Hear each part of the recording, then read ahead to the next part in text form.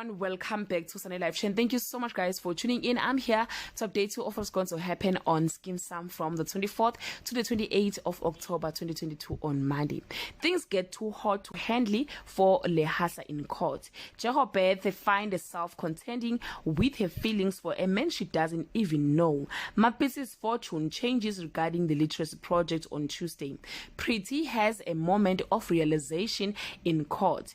The short story competition causes excitement and horror for the organizers and the entrants. Jehobeth cooks up a storm for a dinner date on Wednesday. An alleged murder revelation shakes up Prihasa. Kwaito is sour over Mapisi's new appointment. Pex has found a victim in Mosejadi on Thursday.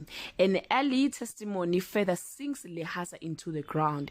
Maroti warns Kwaito against digging up a skeleton that may comes out to hunt him. Jehobeth finally agrees to go on a date with a certain admirer on Friday. Lehasa finally gets his day in court. Jehobeth has a change of heart about her date. Kwaito receive an unexpected surprise in the form of money. Guys, this is all I have for today. You can leave your comment below and share your opinion. Bye.